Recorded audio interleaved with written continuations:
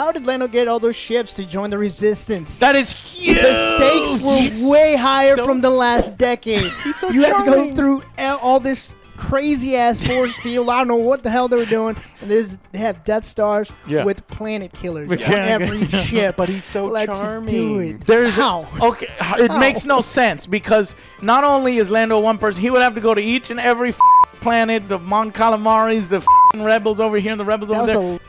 They have radios. Nobody showed up when they needed help when Luke Skywalker was alive. Nobody showed up when Leia was alive. But there was no spark to be like, all right, let's do it. They're just like, hey, can you come over? I need your help. Okay. So you're telling me they come over when the battle is much more difficult, all these things, and you have to navigate through this, which your ships could be completely destroyed trying to get there. You just fly there.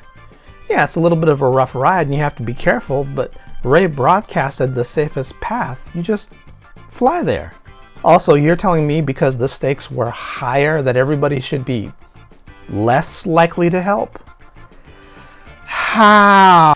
And Lando had time to talk to everybody to get all those ships to come, and they organized at the same time, and they jumped at the same time.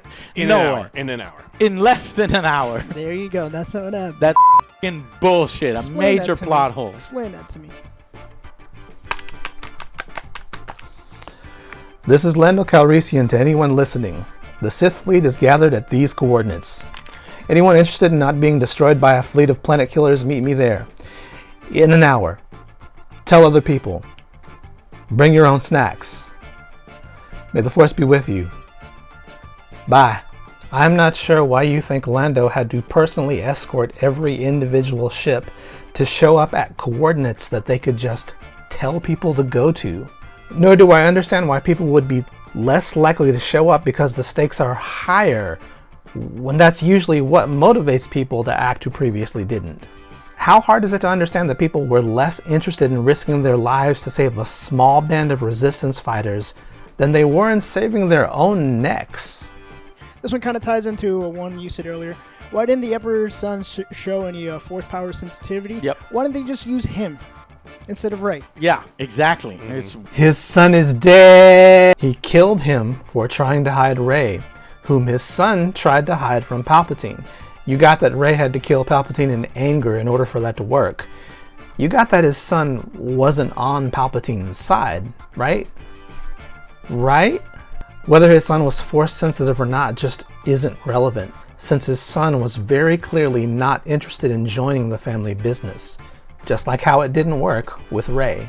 How did Rey go on the skiff? She grew up on a desert planet her entire life, but yet she's everything. Yeah, she's the best sailor we have ever seen. Yeah, she can fly everything. Even experienced sailors would have a hard time with waves of that size. But not Rey. But she's OP at everything. Okay. That's Kef beer, MFers. Yeah, just imagine a Jedi whose reflexes seem faster than normal thanks to the precognition the Force gives them, successfully piloting a vessel they've never operated before. Because that hardly ever happens. Also, that's a skimmer, not a sailboat. It hovers above the water like 90% of repulsor lift vehicles in Star Wars do, so it's more similar to vehicles Rey has piloted than it isn't. It's too bad she doesn't have something like the Force, and every Jedi who ever lived now living inside her to heighten her reflexes or anything. It's funny to me that Rey is always OP when she does anything remotely amazing with her Force abilities. Like, what good are these powers for if they don't give you an advantage over anything? So we have another one. Rey uses anger, hate, rage, and overly emotional moments the entire time, but she's a Jedi. No, Jedi are not supposed to do that. They don't. What makes her a Jedi? That ties into the other one. Why train Rey if she's like so angry, impulsive, and using her emotions? That's not the ways of the Jedi. I get it. I'm not going to take the fall for something I didn't do. Get away from her. Break me down with all of your hatred, and your journey towards the dark side will be complete. No! The Jedi do a lot of things they're not supposed to do as Jedi. It's sort of how the drama of every Star Wars film is driven. They don't follow the code without error. The drama comes from how they overcome and control those emotions, or fail to. And seriously, this is not even remotely the first time a Jedi has been brash and impulsive in Star Wars canon, and it's nuts to be calling it out now. And isn't one of Rey's most prominent criticisms, even from you, that Rey is too perfect, that she has no flaws, that she's a Mary Sue? So she's a flawless character, but an imperfect Jedi? How does that work? They fly now? Oh, jeez. That was huge. They fly now. They've been jetpacks troopers since the prequels, Old Republic. Mandalorians ago. Yeah. So this proves that Abrams and Kathleen don't read the lore. No, they don't. Or have seen the movies. Yeah, no. Exactly. It's like, hey, they've flown before. Yeah, what do you mean? They fly now. They fly now. 3 times. Yeah. They fly now. They fly now. They fly now. Mm-hmm. Gotta repeat. Great. They fly now. So that right there is 100% proof that they don't have their lore together and they just do whatever looks cool. Oh, it'd be so cool if there was jetpack troopers. Oh, hey guys, act surprised. It's more impact. Y'all really lost your bantha poodle over this one, didn't you? When the trailer with the jetpack troopers came out, so many of you jumped on it without really knowing what you were talking about. I guess you can argue, oh, well, they were just talking about those particular guys because they were on treads and they didn't know that they were gonna fly. What? No, that would be dumb. Nobody says that, but good straw manning there. No, They're don't give me credit. now. No, don't give me credit. All right. I'll leave that job to y'all in the chat. So good luck on that job. Well, actually, this might be the first case I've ever heard of an actually argument being made fun of by an actually argument. This is actually something we've seen happen a lot with media that people weren't planning on saying anything nice about to begin with. Take a relatively innocuous moment, maybe a joke just meant to lighten the mood of a scene a little bit, and blow the moment all out of proportion. Especially when a moment was just meant to be funny or lighten the mood. Unfunny jokes aren't supposed to make you angry. But the worst part of it all is trying to use the joke to prove some kind of larger problem with the Star Wars franchise, and stretching whatever facts you can find to support your assertion. Mandalorians have frack all to do with this. Since the purge of Mandalore, at least as far as current continuity has explained, most people have never even seen a Mandalorian, much less one fly. The people in the Star Wars universe are not watching the movies. They haven't seen all the same things you've seen. And more importantly, Mandalorians are not stormtroopers, so why would knowing that Mandalorians fly be relevant to seeing stormtroopers fly? This is why videos go viral when cops start breakdancing or exhibiting some kind of other talent. We're not surprised it can be done, we're surprised to see them do it. You want to know something else about flying stormtroopers? They're obscure as Farkle in Star Wars canon. Yes, we've got jump troopers or rocket troopers in Star Wars Rebels and in Battlefront 2, and more recently we've had the Dark Troopers in The Mandalorian, but those are all Imperial, not First Order. And not all of them, in fact, none of the ones I could find outside of the mobile game and the more recent episodes of The Mandalorian actually fly. They use the Paximor to descend from high distances or to kind of jump from place to place. Outside of The Mandalorian, Scar Troopers appear to be the only ones who actually flew, but again, those are Imperial Stormtroopers, and who've only ever appeared in the comics, years before Poe or Finn were ever born. The only instance I could find of actual First Order Stormtroopers flying prior to Rise of Skywalker was the same comic everyone else dug up, the only one that these guys seem to find sacrosanct, in Poe Dameron, where Poe encounters an intelligence agent with a troop of stormtroopers who appear to legitimately fly. And you know what? If you pay any attention to the scene, Poe is the only one who doesn't seem surprised. He's not asking the question, he's answering the question using the same words. They fly now? They fly now? They fly now. That's actually how the joke is supposed to work. 2 questions and an answer using the same sentence. 3PO shouldn't know much of nothing about First Order Stormtrooper variants. That's not his programming expertise. And if R2 has been backing up 3PO's memory regularly enough that 3PO considers them notoriously unreliable, How reliable is his memory anyway? Maybe Finn should know about stormtrooper variants, but he's never been depicted in any medium as interacting with them. He certainly shouldn't be up to date on Imperial stormtroopers. Him being unfamiliar with this very rare thing in Star Wars canon, a thing I might add had never been depicted in the movies prior to then, is entirely reasonable, and not anywhere near what a plot hole is. When it gets right down to it, getting angry or even incredulous that two people in the Star Wars universe aren't as well versed about the Star Wars universe than you are is the definition of overreaction. JJ gave us Jet Troopers in live action. It was arguably a fantastic scene, and you can't even enjoy it because you're mad about details you don't even have that accurate. Alright, the Emperor's ion lightning only affects the rebels, and turning back on their ships would have already fallen out of the sky, been taken out by destroyers or anything. They are locked. Even when They you fall shut like it feathers. down, Combat. they have to reset the system. You can't just automatically just turn it back on. The second Uh-huh. all the fighters, which primarily the fleet was made up of fighters, at least the important characters were in fighters. The second they got disabled, they were being attacked by TIE daggers. It says right here, TIE daggers. I got the book. What you said. They can't even get what you said. And so they fire at the TIE. The TIE daggers would have shot and killed all of their targets. And why does it only affect the fucking, rebel fleet? These TIE daggers right here are in the middle of shooting the TIE, the X-wings and the Y-wings and the A-wings. Anyways, plot hole. What? The Emperor's ion lightning only affects the rebels, and turning back on their ships would have already fallen out of the sky, been taken out by destroyers or anything. You think it's a plot hole because Palpatine can aim? They are locked. Even when They you fall like shut it feathers. down, Combat. they have to reset the system. You can't just automatically just turn it back on. You just made that up. That's not a thing. And so they fire at the TIE. The TIE daggers would have shot and killed all of their targets. Or they would not have. Or they shot some that you didn't see because the actual depiction of that scene is very short. Do not fear their feeble attack, my faithful. Nothing will stop the return of the Sith!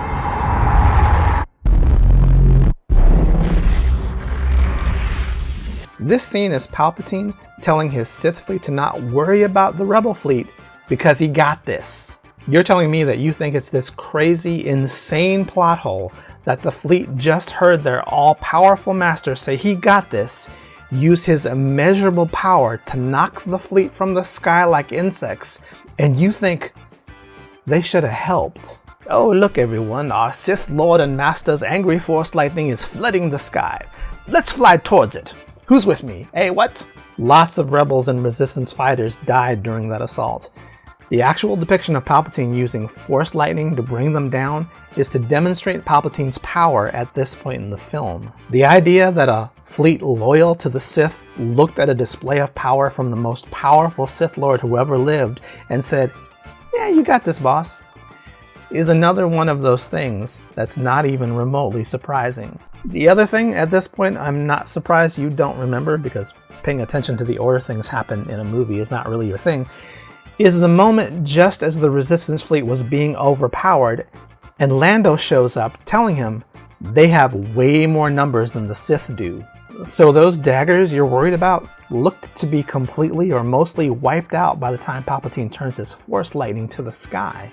That was the whole reason he did that in the first place. The Resistance had started winning. And why does it only affect the rebel fleet? These TIE daggers right here are in the middle of shooting the TIE, the X-wings and the Y-wings and the A-wings. Anyways, plot hole. I generally try not to overuse this term too much, but the idea that Palpatine couldn't pick and choose which ships to electrify is kind of dumb. Waypoint tower can only be one tower or one point at a time, and it takes a while to recharge if you move it. If you mean the navigation tower, It was explained in the mission briefing that the tower helped the larger ships achieve orbit because, as you inferred in an earlier comment, it's difficult to navigate in that region of space. Poe stated that the big ships couldn't tell which way was up without it, which makes total sense. Smaller ships have trouble navigating that region. A ship that's miles long would need extra help. It was also stated in the mission briefing, and later reiterated during the battle, that it would only give them a few minutes. They also don't recharge. That also never happened. Right, so that is stupid that the whole fleet, to get out this massive fleet, there's only one thing that if you blow up, that's it. You battle over, it, we'll never get out of here. No, that one thing bought them a few minutes. It wasn't in any way insinuated that it was over if that happened. But once they had enough ships and the command ship had been destroyed, it was over because the rebels had the numbers now. But destroying their ability to navigate just bought them critical minutes. You needed an oscillator like they did in Force Awakens, or you need an exhaust port, or you need a something that's... Did he just mock the exhaust port from A New Hope? Do you guys even like Star Wars? Even though in the visual dictionary, here we go. It said these guys right here, the attendants in purple, dark purple rows, that these guys, Snoke's retinue includes alien navigators who originated in the unknown region. Were it not for an ancient hyperspace trail blazed by these lowering servants, the Imperial survivors who fled into the uncharted realm would certainly have perished. These navigators designed and operated the Oculus viewing scope in Snoke's throne room. These guys could have easily got them in and out of there, but they forgot that those guys exist because they don't read their own lore. Do you ever get the feeling Angry Joe screams the visual dictionary to himself even when he's just reading at home alone? If you bothered to pay attention to the content you were screaming, you'd notice the parts where the only two attendants we know about served aboard the Supremacy. You remember the Supremacy, right?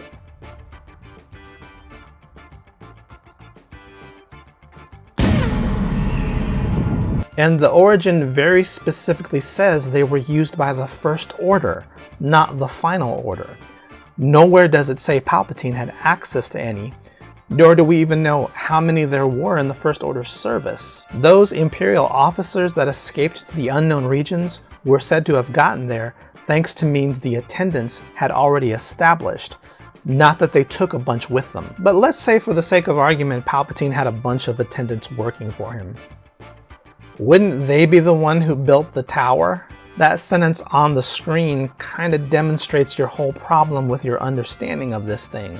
Inherently. They don't inherently navigate anywhere. I couldn't find any evidence of that. And the visual dictionary doesn't say that. They build things that help you navigate. They aren't the means of navigation. You either mistakenly inferred that all on your own, or you made it up. And then the fact that they don't have it across multiple ships, they just transfer it to one ship, and there's a recharge time. That doesn't make any sense that there's a recharge time of transferring information. Again, there was no recharge time.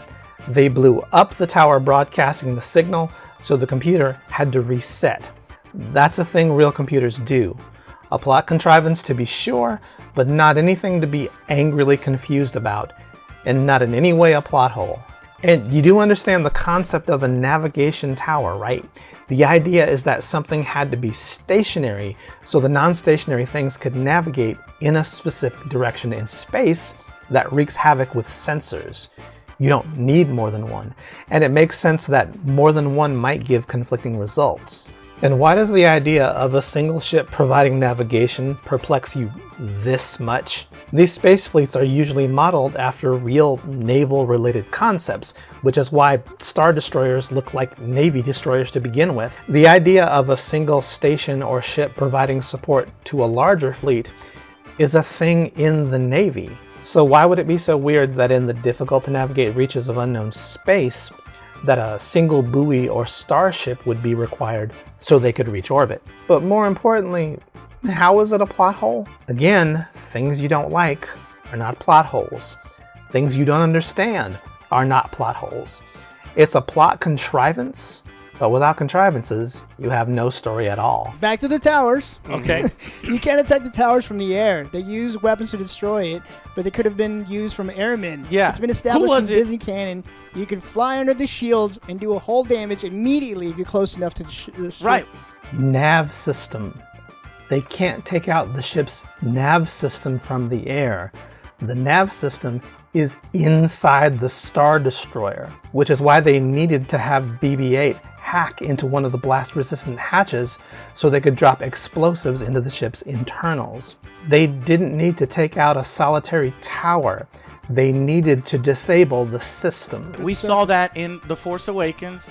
We saw that in The Last Jedi when he's flying under the shields, and then he does it multiple times. So the X-Wings could easily fly under the shields and shoot. Even in this film, you have Y-Wings just shooting at ships and doing damage to Star Destroyers, even though their shield should be up. Again, their shields weren't up because they were still in the planet's atmosphere. It doesn't make any sense. So when he says, we can't do it from the air, it's a throwaway line that is a plot hole trying to cover up a plot hole. No, we saw it.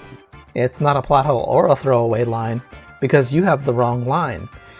And you paid no attention to the mission briefing. Whatever your loose definition of plot hole is, it's definitely not what you didn't bother to hear.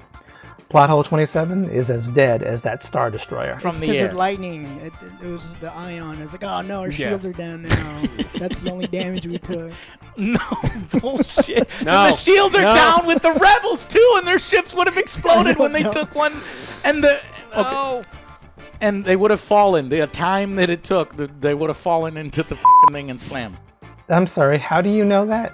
You know what their exact altitude was? Rey was looking at them from the arena on Exegol, and even the larger fighters were specks in the sky. The entire Force lightning sequence takes about 2 minutes. We have an instance of an airplane crashing belly first into the ocean from about 38,000 feet in about 3 minutes. You're doing that thing where you talk but in no way check to see if the information is true. I think that's called talking out of your... I got two more. The dumb one. The horses. Okay. I was like, guys, these guys are horses. Why don't we just do tilt? Let's just tilt. The horses can't grab onto anything. Excuse me, sir. Did they not see it just there's landing? Horses outside. Hey. Yeah, we're on the only ship that can... Tilt the ship. Tilt the ship. Tilt the ship enough so that the horses slide off. And what's everyone inside the ship supposed to do while the ship is tilting sideways enough to knock horses off its hull? Are the 3,000 people in there supposed to just kind of surf? You know, a regular horse can walk up steeper hills than a human can. So how far was everyone in the Star Destroyer supposed to lean? Never command anything. Can you even tilt a Star Destroyer inside a planet's gravity? Because I feel like that would just crash your Star Destroyer. It's not like the Falcon where you can go around making loop-de-loops. Now, I imagine someone will suggest that the artificial gravity would compensate for a ship being tilted, but the few clips, at least from the movies, that I could find of a ship traveling inside a planet seem to suggest that the planet's gravity supersedes the ship's artificial gravity. So yeah, Finn knew what he was doing. We're on the only ship that can fly. There we are. It's the only ship on the entire planet by the final order that can fly. The only one, and all it has to do is go boop. The only ship. I don't...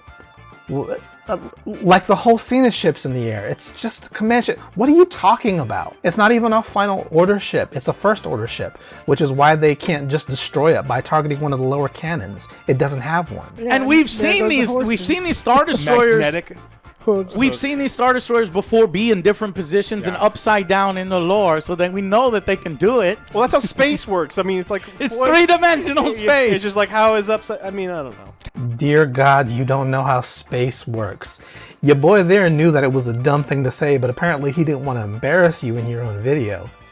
You really should have. You don't need the horses. Why? No. You don't need horses. The Orboks were what they had available to make the ground assault. Finn decided that the former stormtroopers would make the perfect ground assault team, and the Orboks are the vehicles that they had. Remember, the Resistance didn't have a lot of resources, so they used what was available. They thought they would be making a ground assault on the ground. It just turned out that they needed to do it on the surface of a Star Destroyer. Magnetic horseshoes. We did it. We solved it. Wow. Bam. I mean, no, but that would have been cool. No wonder you guys don't enjoy anything. Every idea is dumb to you. Last one is force healing. Why didn't they get any build up to this moment? She just uses it on the worm out of nowhere. Right. The force healing comes out of nowhere.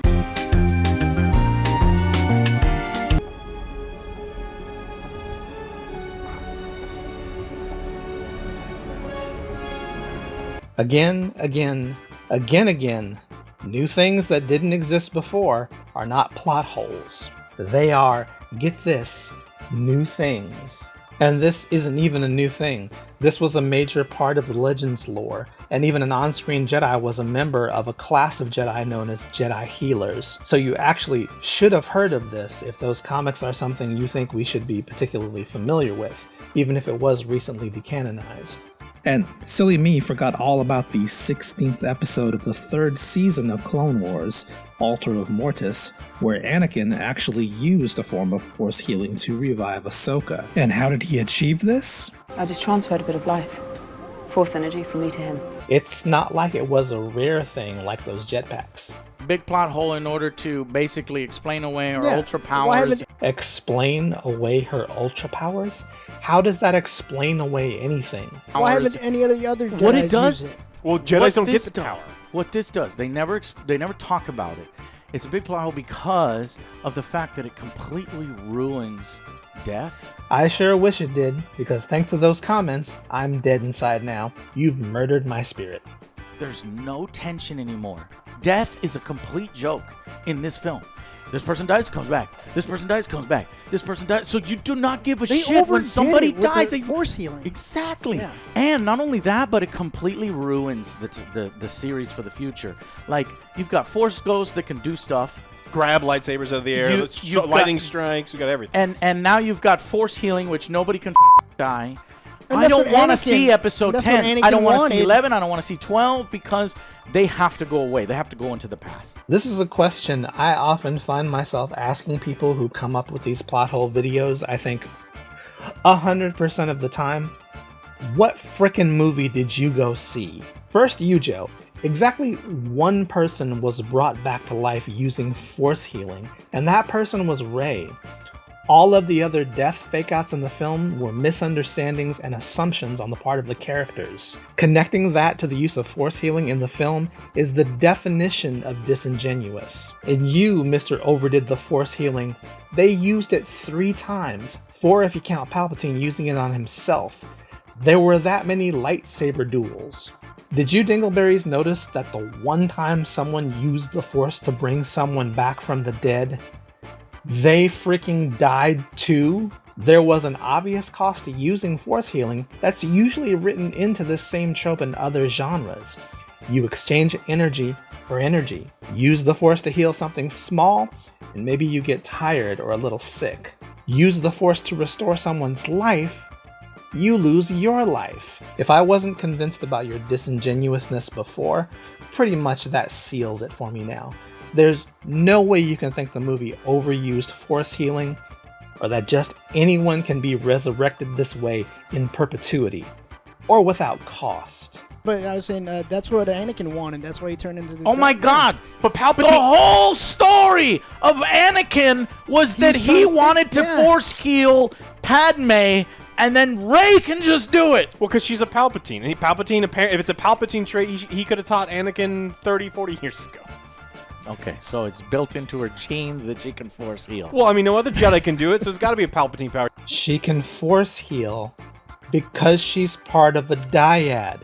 Palpatine explained this in the movie. These are turning more into stupid moments than plot holes, to be perfectly honest. Then why call the video that? But that's how we get to 40. Oh, well, there you go.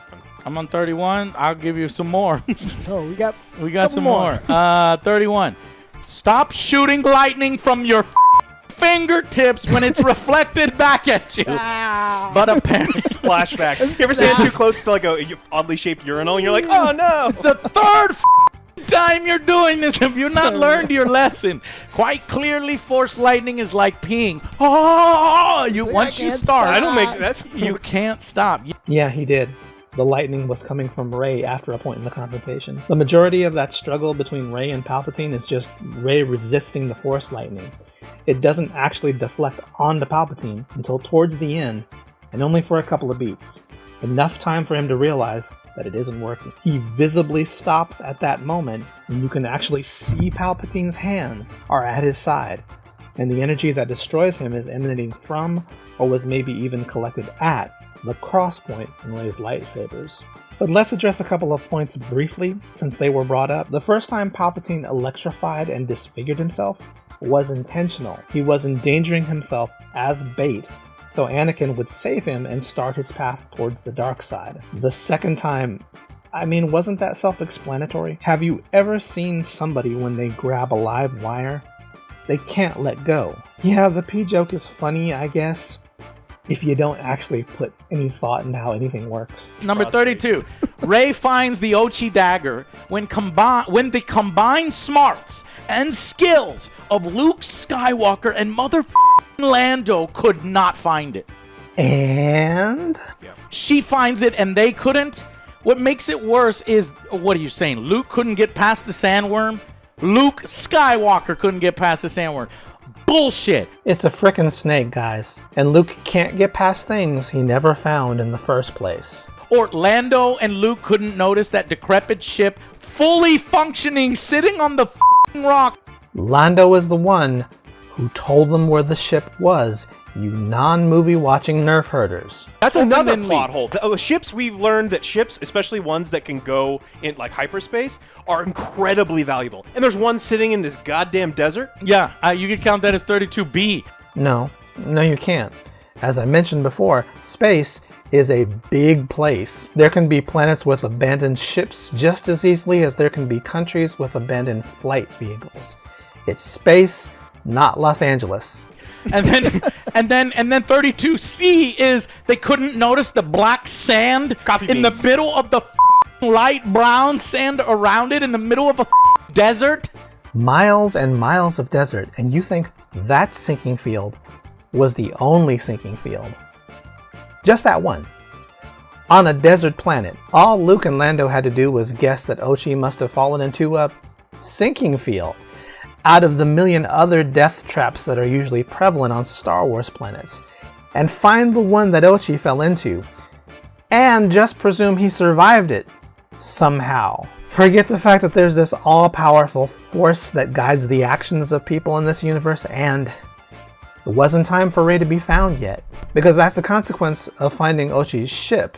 Rey is found before she should be. 32D, how do you fall through? Why didn't all the beads fall through? If you could fall through it, nothing is supporting and holding it up. Because it's Star Wars sand. It's a fictional thing that doesn't exist on a planet that doesn't exist in an ecosystem that doesn't exist. That dictionary you keep referencing even gives it a name, the Shifting Mires of Pisana's Lurch Canyon, suggesting that it actually moves of its own accord. You don't ask how giant snakes can dig caves. You don't ask how giant space sperm work. You don't ask how desert rhinos lay eggs. This stuff works the way it does because it's fictionalized alien set dressing. It's supposed to work weird and wonky from what you're expecting. It was a plot contrivance to get Rey and company to the next scene in the film, just like the Force has been through this entire franchise. Moving on to 33, the life force suck. Seriously, why didn't he use this on Luke in Return of the Jedi? Or Mace Windu, for that matter, in Revenge of the Sith. Yeah.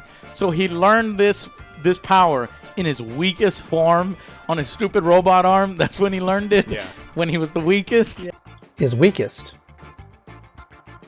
Palpatine is the most powerful he's been in this film than he's been in any other film to date. His body is a decaying mess, and through sheer force of will, he's keeping himself together. He just forced lightning an entire fleet of ships, tossed Kylo aside like he was a rag doll, successfully killed a Jedi who was supposed to be the embodiment of every previous Jedi who had ever lived. And you think this was Palpatine at his weakest? You did not go to the theaters to see this movie. You couldn't have. None of you could have, because if you thought this was a depiction of Palpatine at his weakest, you are bad movie watchers who should not be doing this job. This should not be your job. You're misinforming people who didn't go see it, and you're misrepresenting what the movie depicted to people who presumably trust you. One way or the other, you're lying to them. Number 34, Holdo pulled off a 1 in a million move. How dare you bring that Really? up? God. That's a huge plot hole. Now they're trying to fix their plot holes from the previous one by just creating new plot holes that Holdo just happened to get it. This criticism was dumb when it was first made back when The Last Jedi came out, and it's dumb now. That's what they're trying to tell you. That entire moment in The Last Jedi has been so badly recounted by people with an axe to grind against Rian Johnson that most people I've personally interacted with don't even remember the scene correctly. So even though the Holdo maneuver has nothing to do with this film, let's correct the record on this once and for all. Number 1, Holdo didn't plan on flying the Raddus into the Supremacy at all. The Raddus was acting as a decoy, so cloaked resistance transports could escape to safety. Number 2, when the First Order, thanks to DJ's betrayal, figures out what the Raddus is doing, they open fire on the escaping transports.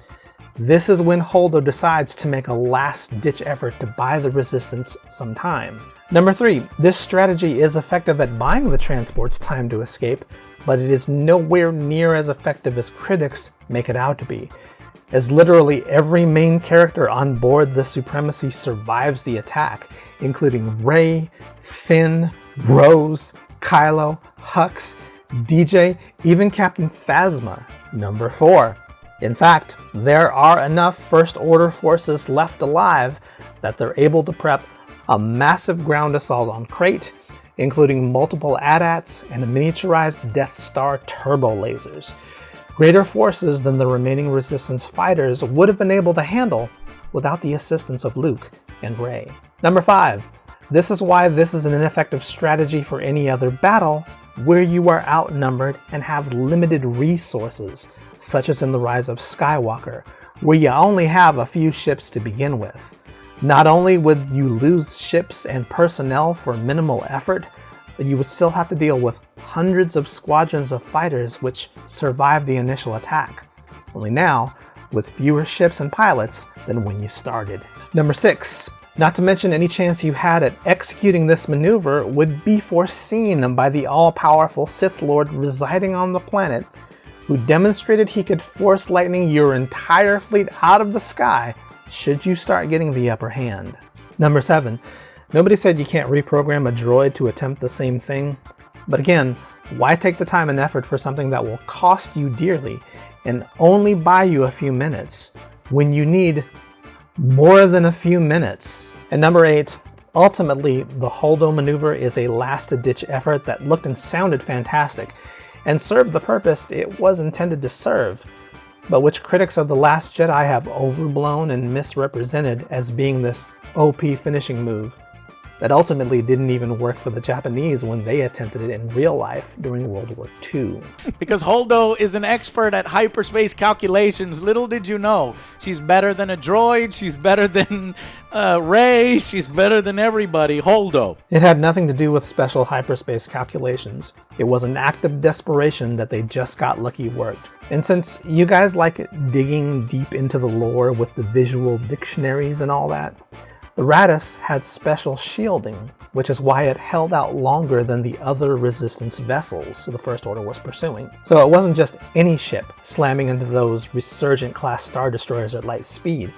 It was the advanced shielding, too. And you know what? This is another one of those things that you could do in real life if you wanted. You could easily take any military craft and slam it at high speed into another military craft, and maybe even take out a bunch of other enemy craft in the process. But why would you do that other than in a desperate last stand? What a waste of life and resources, and you guys who seem to be taking a stand for logic should know better than that.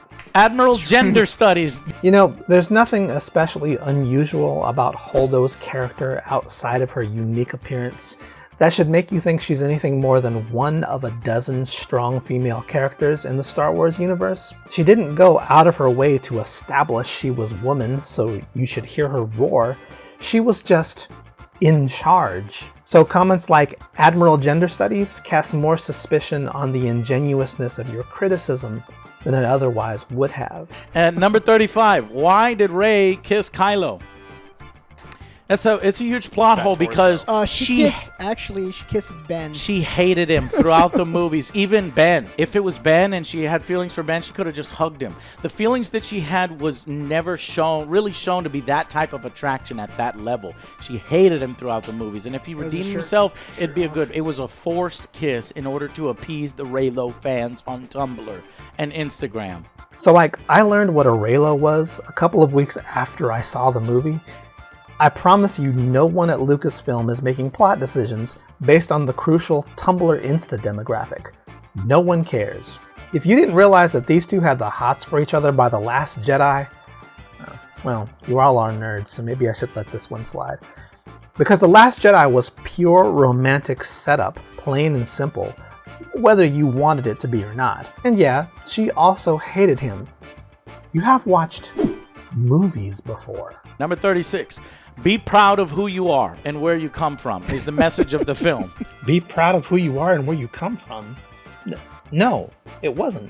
Unless you're a Palpatine. Yeah. Unless you're a Palpatine. She says, F out my name. I'm going to take the Skywalker name. So I'm not proud of who I am. I'm not, and be who I am and take it back. No. Dear Lord, General Leia told Rey, never be afraid of who you are. That turned out to be pretty good advice. No wonder you guys don't like movies. You only review the Fever Dream Cliff Notes version you picked up on Reddit. And 37. How can Ahsoka use her voice to contact Rey? You remember when everybody's contacting? Number one, how does she even know who Rey is?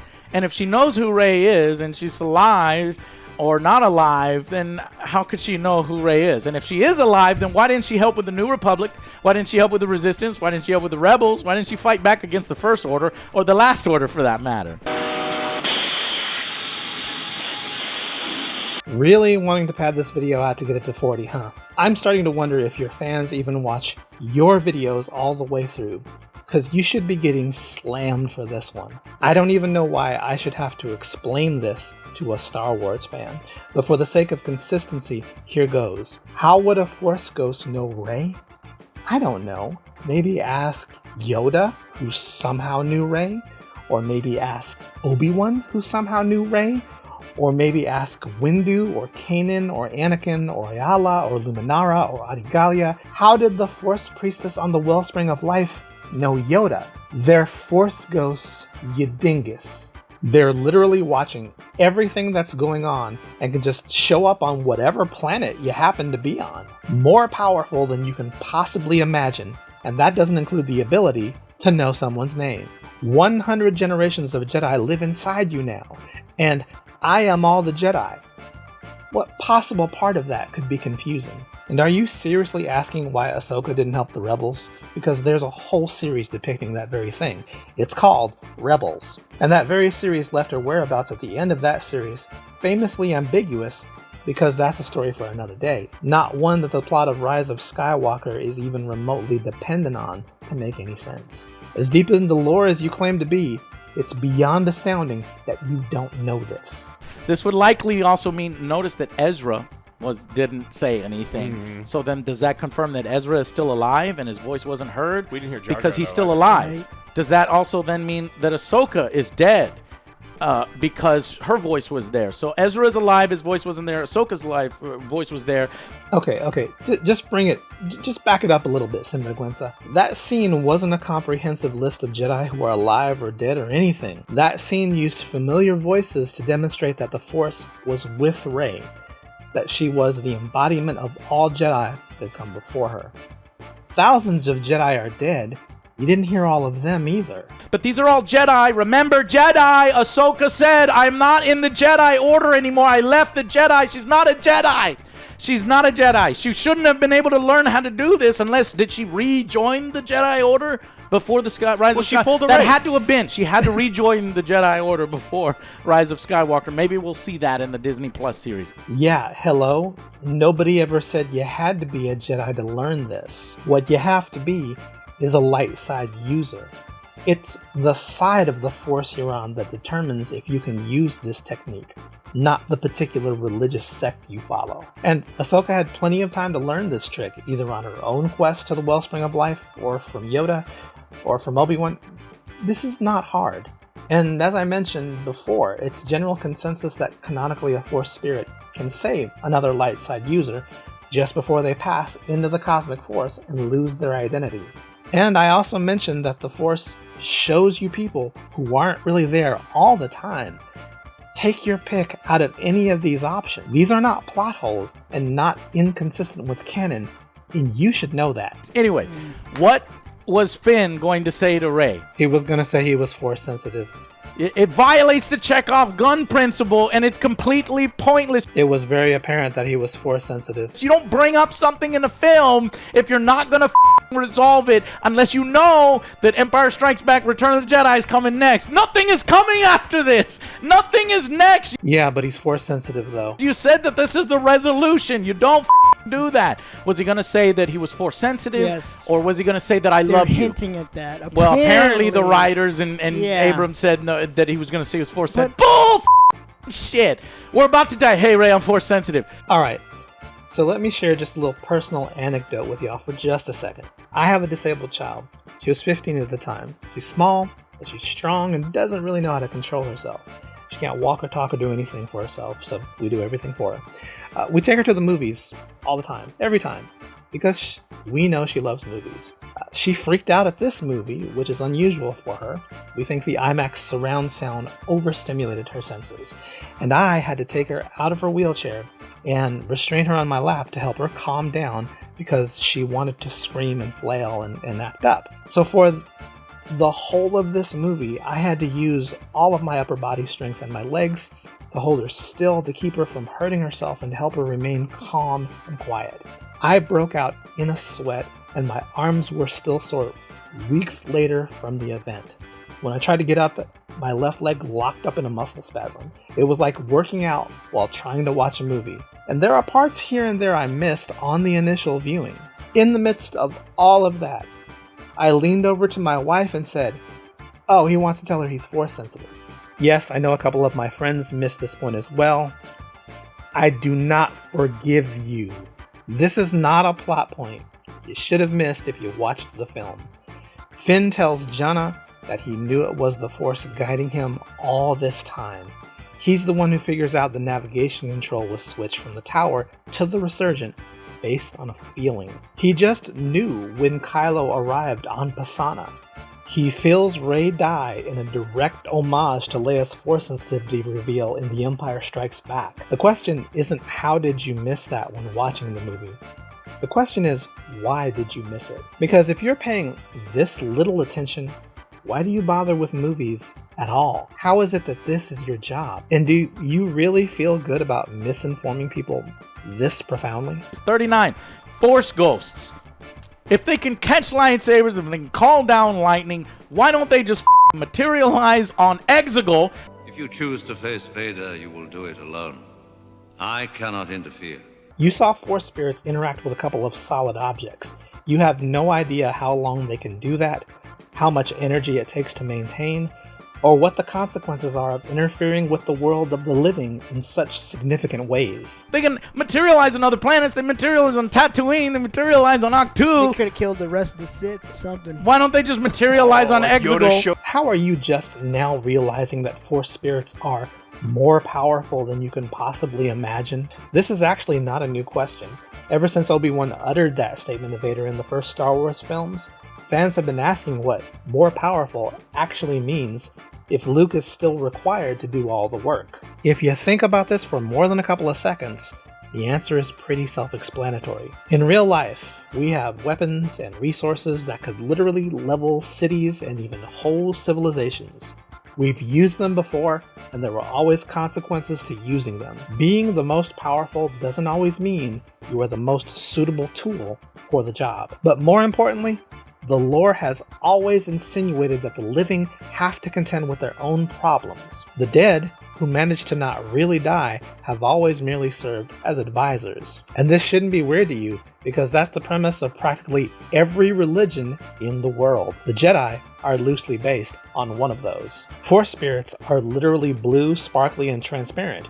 You are literally calling them ghosts. The premise that those who've passed live on in the form of spiritual advisors is a concept as old as time. Star Wars follows a lot of those old templates. How are you just questioning that concept now, and on the basis of a couple of simple interactions with the living world? And really, what would be the point of there being a living world if Force spirits could act as gods, arbitrarily taking care of their biggest problems? Where would they draw the line on what problems to intercede in? And how would that make the universe a better place? Your suggestion that they should interfere creates even more questions than it answers. And then finally, number 40, the TIE Whisperer MacGuffin explodes. So when he tries to run down Rey and his TIE Fighter explodes, his MacGuffin should have exploded as well, but it didn't.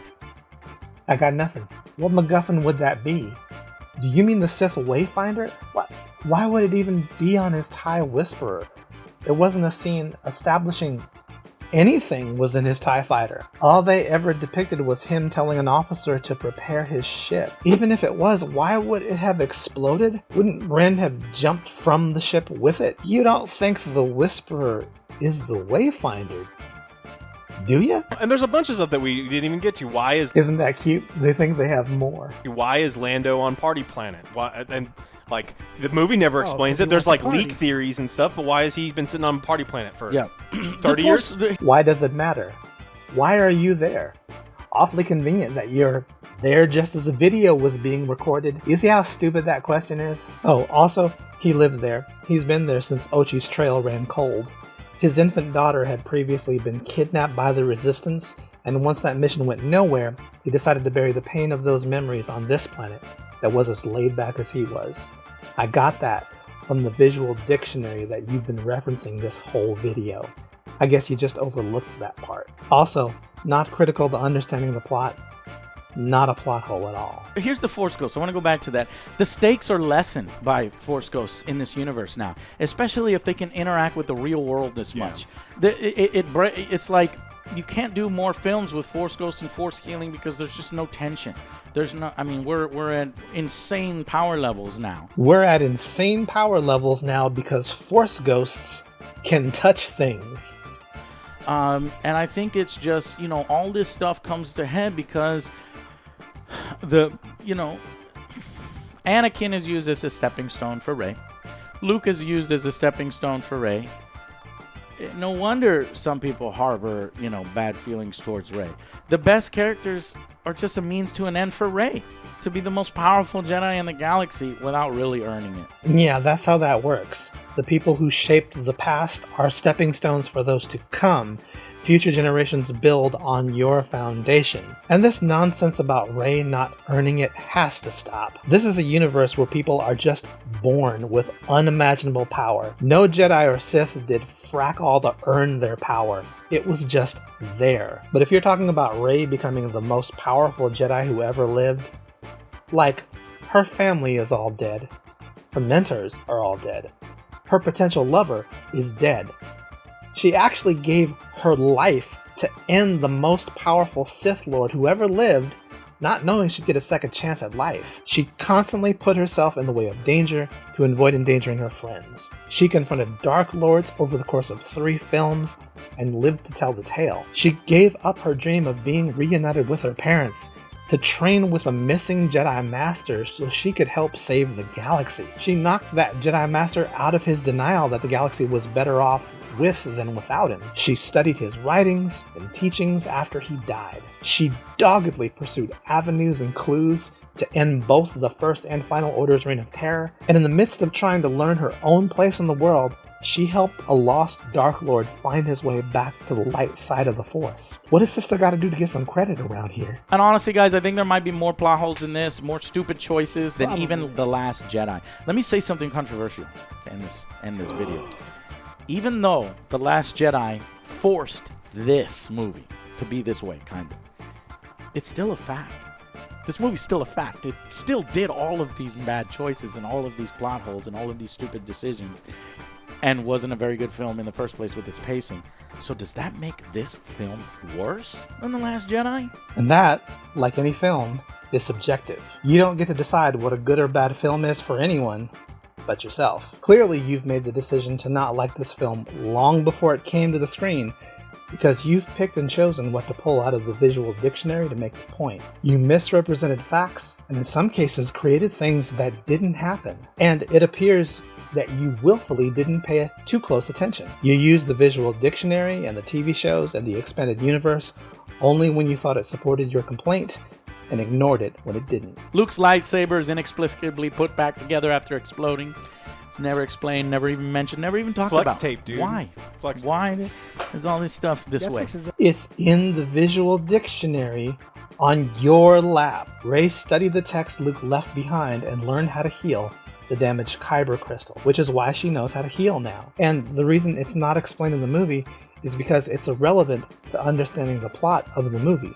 It's one of those great things that Star Wars does that creates fodder for supplemental material in case you're interested in learning more. But the plot remains unchanged regardless of what that information is. Return of the Jedi didn't explain where Luke got his green lightsaber. It was just there, and we all accepted it because the details weren't important in the moment. Things you don't understand are not plot holes, and things aren't stupid just because you didn't think them through or look at the next page in the book on your lap. Also, if you looked closely at the lightsaber, you would have noticed the seam where Rey put it back together. Add yours. Do number 41, 42, 43. Yes. And Let's also, see how far we can get. if you're brave, do a counter to every single one of these. But what you'll be doing is you'll be fixing the Disney's lore for them. You'll be doing their job, right, for them. And being able to you'll be doing it outside of the film and what the film presented to us. Yeah. And this is where the hypocrisy becomes especially apparent. You didn't abide by those rules when coming up with most of your list, but you expect everybody else to follow that rule. But even when following your arbitrary rules, none of your plot holes hold up even under light scrutiny. You didn't like the film. We get it. You think a bunch of the things are stupid. We get that too. You're free to find whatever it is you want stupid without anyone telling you not to. But what you're not free to do without contest is make up stuff that didn't happen, or call every detail that didn't suit your personal fancy a plot hole. I also get your whole shtick as being angry at movies and video games. It's in the name. It's not especially original, but maybe that's why I get it. The thing about anger is it's hard to maintain for any length of time. After a while, to remain angry, to maintain the persona, you have to start finding new things to be angry with. And that approach to movie reviewing means you will probably start finding flaws in places where there aren't any. And by flaws, I don't mean subjective flaws in story structure. Those are arguable. There is no objective standard for how a story should be written. There is only what audiences writ large respond to, and that's anybody's guess. Actual objective flaws can't be argued. They either happened or they didn't. What you and your buddies came up with is a list of things that you mostly didn't understand or willfully misrepresented, and that's why I called you out. That's why my channel exists. You were very confident that the only way to debunk your list was to jump through hoops or make excuses, when every one of your arguments was really easy to deconstruct. The only thing that delayed the completion of this video was the sheer volume. I do wonder if that was the point. As I say in all my Why You're Wrong videos, I don't expect to make these videos without making a mistake. I double check what I say with the time and resources I have, but I am human, and I don't pretend I'm not just another rando with a camera and a Star Wars databank bookmark. But any mistakes I made were in the interest of objective truth, and not a desire to make everyone like what I like or hate what I hate. That is clearly what most channels like Joe's attempt to do. Make you think their issues should be yours. They gaslight you knowingly or not into thinking that things are worse than they are, that their subjective opinion is objective truth. And what I'm admonishing you to do is stop falling for it. So if you're tired of seeing videos like this remain unchallenged on YouTube, subscribe, leave a comment letting me know, and maybe even join my really cheap Patreon that will help me do this more often and more consistently. Like in this video where I debunked several plot holes attributed to Captain Marvel. Turns out the movie is very self-explanatory. All you had to do was pay attention to the plot. I'm Digital Jedi, and that's why you're wrong.